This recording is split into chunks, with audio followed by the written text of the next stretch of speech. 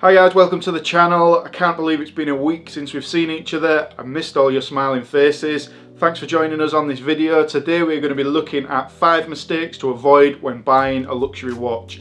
Now this could be your first luxury watch or it could be your 10th. We were all guilty of making some of these mistakes in our watch collecting career.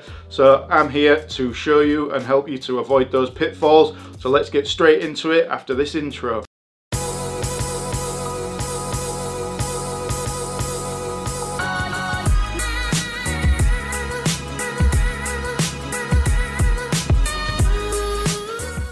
So just let me introduce myself then, ladies and gentlemen. For those of you who don't know, my name is Lee Scott. I'm the founder of Vulcan Watch Straps, and we manufacture the finest vulcanized rubber watch straps for your Rolex on the market today. So what qualifies me to be able to deliver a video like this and give you advice on buying watches? Well, I've been collecting watches since I was 20 years old. The very first watch I purchased was a Tag Indy 500, which was around £600. It was a great watch, it was a quartz movement, but that watch just gave me the bug. And since buying that watch, I've bought watches from lots and lots of the luxury watch brands. Everything from Tag to Breitling to Panerai to Bell & Ross to Audemars Piguet to Rolex to Tudor, but I mainly concentrate my collection now on Rolex watches because of the business, because of the brand. I need to be able to design these straps to exactly fit the Rolexes, so they're the best possible straps for our clients. So I mainly concentrate my collection on Rolex, but the most expensive watch I ever purchased was an Audemars Piguet Royal Oak Offshore. I absolutely love that watch. That watch was like £15,000. So I must have had 20 or 30 watches since I was 20 years old. I'm 37 now, so I've had a good career of collecting watches. I know what to look out for. I've bought watches from all the brands. I've bought them across a good range, like I say, from £600 all the way through to £15,000, from the lower end luxury watches to the higher end luxury watches. So I feel like I've got a good handle on the watch buying industry, the watch buying game, and I'm here to give you some advice on things you should avoid when buying a luxury watch so you don't make them mistakes yourself. So that said, let's look at the first mistake to avoid. So let's look at mistake number 1 then, guys, and if you stay with us till the end, we have got an extra bonus thing for you to avoid when buying a luxury watch. But mistake number 1 is buying from a non-reputable jeweler, stroke eBay, stroke Amazon, stroke any online auction site. You really need to do your homework when you're buying these watches. I've heard so many horror stories about people buying watches from eBay or non-reputable dealers, and they're getting these watches home, they're paying top dollar and these watches are fake. You just really do not want to do that. I'd rather pay an extra few £100 and know that it's the real deal and have the guarantee. So what you need to avoid is buying from sites such as eBay. Don't do the double no-no, which is buying from eBay and overseas.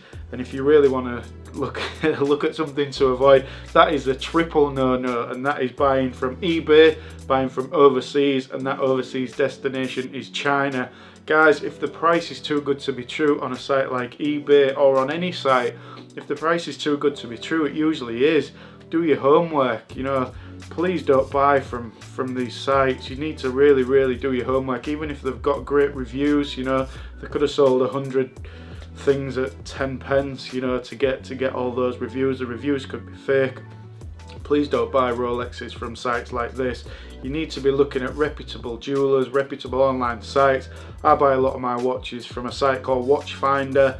They're really well known now. They've actually been bought out by the Richemont Group, which own a lot of luxury watch brands, so they're really reputable. Before everybody starts screaming about the prices on there in the comments below, you're welcome to comment below and scream about the prices, but I'd rather pay an extra couple of £100 to know that I've got the guarantee, to know that the watch has just been serviced, and to know that I'm buying from a reputable jeweler or a reputable online site. I'm sure there's other reputable sites and dealers around there, but you've just got to do your homework. You know, go into your local town. I'm sure that there's somewhere local to you, or even spend a day out, you know, drive to Manchester or drive to London or wherever, and go to these stores and actually physically see the watch before you buy it. And if you're buying from a reputable jeweler, you know if anything's wrong with that watch, you can take it back. 9 times out of 10 with these big jewelers, they actually service the watch through Rolex or a Rolex authorized dealer, so you know that the watch has just been serviced, it's in absolutely pristine condition. And like I say, I don't mind paying a couple of £100 above. You know, it's not worth saving a couple of £100 to take the risk of it not being the real watch. Now you've not just got the fact that the complete watch might be fake. You know, buying from non-reputable people, the watches, they could have fake parts inside, you know, so on the outside it might be real, but on the inside you've got fake parts, and that massively devalues your investment in the watch. So yeah, that's a mistake to avoid. Number 1, please only buy from reputable jewelers, reputable dealers, and people with a good reputation online.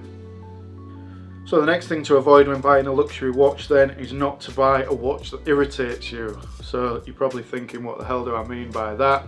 Well, I've got experience of this. I mean, don't buy a watch just because you think it looks great and it's got a nagging issue on your arm. You know, it's not comfortable, it traps the hairs in your arms with the strap. Or something that I experienced was, I absolutely loved the Tudor Black Bay Bronze Edition. I thought it looked great, I thought it looked really sort of vintage and had a really different look to everything else on the market. So I bought one and I was wearing it, and every time I wore it, because the body was actually bronze, it was leaving a black mark on my arm, which really irritated me. Like every time I wore this watch, I had to get a scrubbing pad and scrub the black mark off my arm, because it just looked like a mucky mark on your arm, you know. And it was because the watch was made from bronze that it was actually rubbing off on your arm, and it would get even worse if you was in water. So that was a watch that I absolutely loved, and I loved wearing it, but it irritated me so much, this black mark, that I couldn't wear the watch anymore, and I had to sell it and went for the stainless steel Tudor Black Bay instead. You know, so what I'm saying is, before you actually purchase a watch, you know, try it on, make sure it's comfortable, make sure it's not too big, make sure it's not too small, make sure there's no issues with the watch that is going to irritate you, because there's nothing worse than wearing an uncomfortable watch. I've been there, I've done it, it wasn't necessarily uncomfortable, but I just knew all the time that I was wearing it, when I take it off, I'm going to have this stupid black mark on my arm, which you know, I really didn't like after I'd spent like £2,000 on a watch, or £2,000 plus on a watch. It was not something that I didn't enjoy wearing it because of this fact. And now, if you do the same with a watch, if it's got a nagging issue, it'll just nag at you all the time you're wearing it. You know, I've had watches before where the stainless actually traps it traps the hairs in your arms when you're moving. Now, the most comfortable strap that I've ever worn, apart from the Vulcan Watch Straps, is obviously, well, not obviously, but the comfiest strap that I've ever worn is the Omega Seamaster Planet Ocean stainless strap. It feels like silk on your arm, and it's really, really comfortable. So what I'm saying is, try the watch on before you buy it and make sure that you're comfortable with it. And, you know, move your arm around and make sure it doesn't trap the hairs in your arm, make sure it's the right size for you, make sure it doesn't dig, make sure the crown doesn't dig into your hand. You know, just have it on in the shop, give it a good wear in the shop. You know, do some things, pretend you're typing on a keyboard if that's what you do, and just move it around and just make sure it doesn't irritate you, because there's nothing worse than buying a watch for multiple £1,000s and it irritates you, because I can guarantee it'll do your head in that much that you'll be selling it in no time, and you may lose money on a watch when you should have just done a bit of due diligence when you bought the watch and tried it on and make sure it was right for you. So that's mistake number 2 to avoid. Don't buy a watch that irritates you in any way. So while we're talking about watch straps feeling like silk on your arm, this is a good time to do a wristwatch check. So today I'm wearing the Rolex Submariner 116610LV on the emerald green Vulcan watch strap. Those are available at vulcanwatchstraps.com. I absolutely love this watch. It's a watch I was trying to get in my collection for a long time, and last year I actually managed to purchase it. That was before all the prices started going through the roof, so I was really pleased with that. But let's get back into the video, guys. So the next mistake to avoid when buying a luxury watch is, don't buy a luxury watch just because it's fashionable at the minute. Do your homework. There are brands out there which stand the test of time, brands obviously such as Rolex, Audemars Piguet, Cartier, Patek Philippe, but those brands have the price tag to match. You need to do your homework. Don't buy a watch because it's currently fashionable now and in 2 or 3 years time you won't be able to give it away. Watches such as Hublot's Big Bang Referee, now that is just a complete waste of money in my opinion, and anybody that spends £6,000 on a smartwatch I think needs a brain transplant. You're paying £6,000 for a smartwatch such as the Big Bang Referee. I mean, that's got 2 no-nos on it. The Big Bang Referee was actually put forward and designed as a watch to go with the 2018 FIFA World Cup. So in 2019, or as soon as the World Cup's over, that watch becomes obsolete anyway. But the fact that it's a £6,000 smartwatches just devalue like crazy, like anything in technology. If you buy an iPhone now, in 2 or 3 years time the technology is going to be obsolete and the phone just drops in value, and it's the same for technology in smartwatches. That's why don't buy an Apple precious metal Apple Watch either. The same thing, you know, these smartwatches, they're just not worth investing the money in. They're a fad at the time, especially with this one because obviously it was linked to the World Cup as well, so the value of them will just drop considerably. And I'm not an advocate of luxury smartwatches anyway. Like I say, you'll buy it now, the technology will be obsolete in 2 years and you won't be able to give the watch away. So don't buy a watch because it's fashionable at the time. Do your homework, look on the internet, look at brands that have stood the test of time, not just brands that have stood the test of time, but also look at the models that have stood the test of time.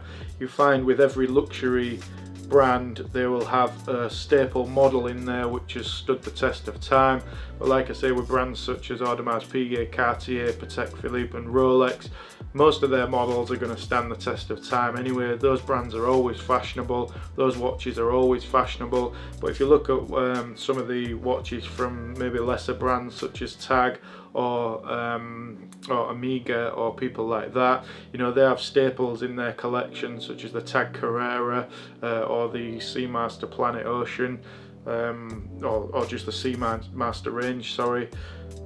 Those models within those brands are going to stand the test of time. The lesser brands have had models which have come in and gone out, like with fashion trends and things like that.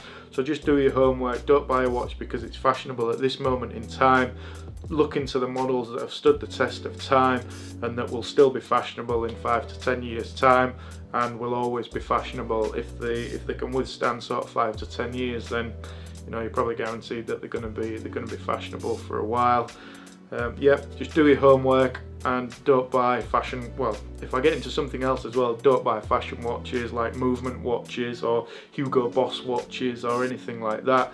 Those watches, you know, those are fashion watches by the very definition. They are fashion watches, and they're not gonna stand the test of time, and they're gonna go out of fashion within a couple of years. So you're a lot better off buying or taking that £500 you was going to spend on a fashion watch, putting it in the bank or something, saving a little bit more on top of it, and buying a low-end luxury watch which has stood the test of time. So mistake to avoid number 3 then is don't just buy a watch because it's fashionable. Do your homework and make sure you're buying a watch that will stand the test of time and keep the value throughout the time that you own it. Now this is one to really avoid. This is mistake number 4 to avoid, and that is buying a luxury watch away from your home country while you're on holiday, for example, then bringing it home and getting stung with import tax at the airport. I've heard this happen to so many people, it's untrue, and I really feel sorry for those people. You know, you see a beautiful Rolex Submariner while you're on holiday, it's a great price, and you think, oh great man, I'll buy that watch, I'll take it home, I'll save myself a few £100, and then you get to the airport and, hello sir, welcome to Heathrow Airport. That's a beautiful watch you were wearing there. Well, thank you very much, Mr. Customs Officer. It's a brand new Rolex Submariner. I managed to get it at a great price on holiday and saved a few £100 on the UK retail price. Oh, that's wonderful news. I hope you had a great holiday, and now you won't mind paying us the £2,000 in VAT that you owe us on that watch for bringing it into the country. £2,000 VAT? What VAT? So sorry for the bad acting there. As you can tell, I've never been to drama school, but you get my point. I don't want this to happen to any of our viewers. So please, please, please just make sure you do your homework. Again, it's all about doing your homework on all of these mistakes. Just do a bit of due diligence, see what the taxes might be if you get caught when you come into the country by customs. So just check what you would be liable for and look at the price of the watch in the UK and the price when you're buying it abroad and what it'd cost you for the import tax when you bring it back in. Something else to consider: if you're not going to save a massive amount of money by buying it abroad, I would recommend that you don't buy it abroad. I'd recommend you buy it in the UK, because don't forget, if something goes wrong with that watch or you need to return it for some reason, it's a lot more hassle to return it somewhere which is out of the country.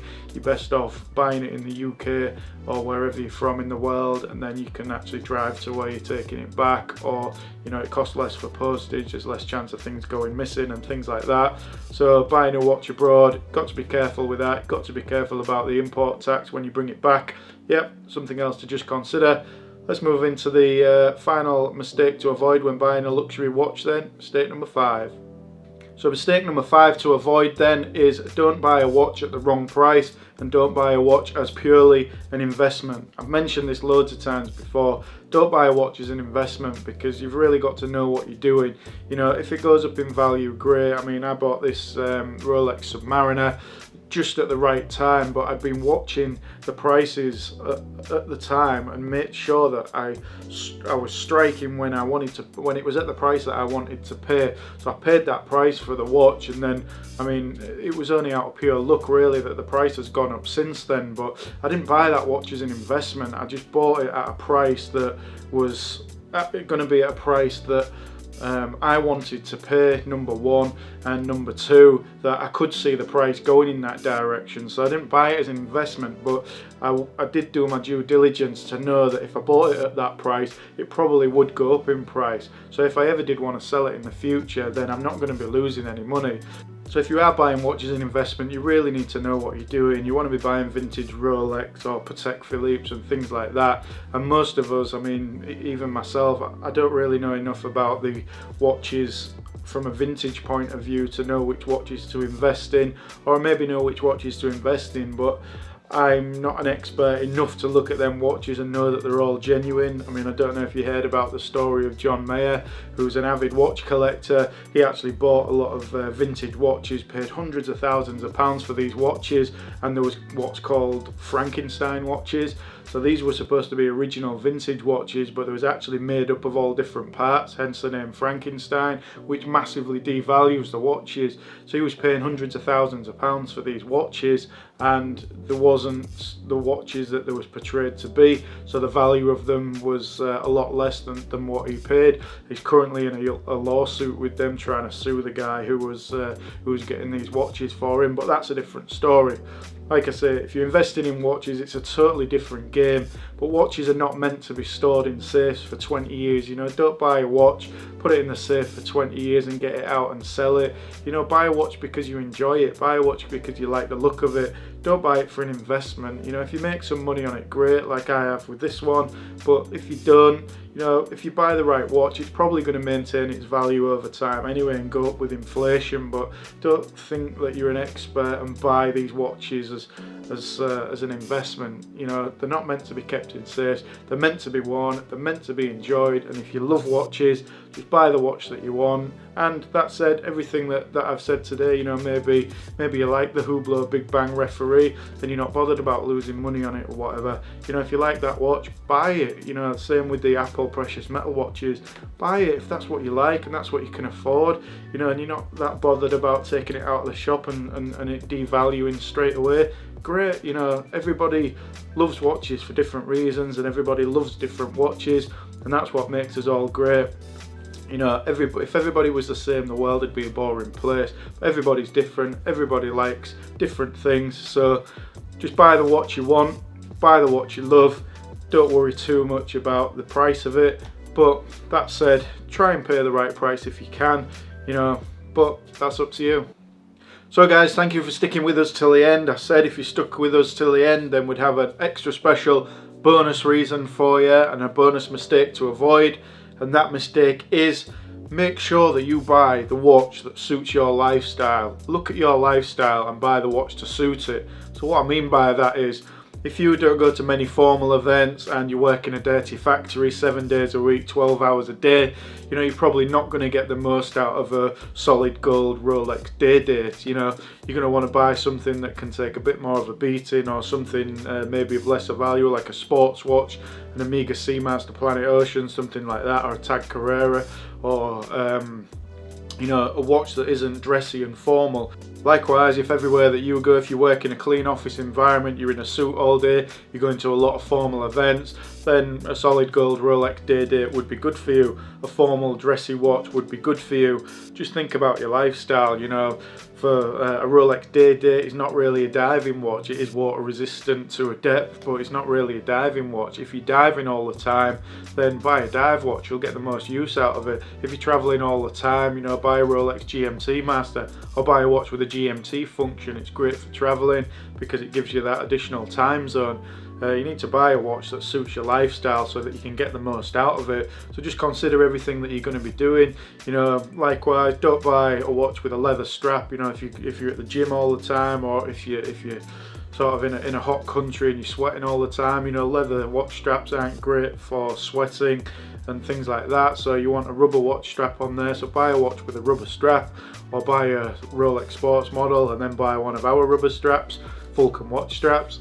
So yeah, just buy the watch that suits your lifestyle so you can get the most out of it. You're putting a lot of money into this watch, so you want to be wearing it as much as possible. So look at the lifestyle that you're leading, look at the things you're going to be doing with the watch, and consider that in buying the watch as well. So guys, thanks for watching today. I really appreciate your company. Thanks for supporting the channel. If you'd like to support us a little bit more, then please hit that subscribe button. It really helps us to bring you more and more content. We can start getting really into depth with all different things in the watch industry. If you hit us down in the comments below, let us know what video you'd like us to look at next. If you've got anything that you'd like to learn about watches, then let us know in the comments below, and we'll try and do a video on it at some point in the future.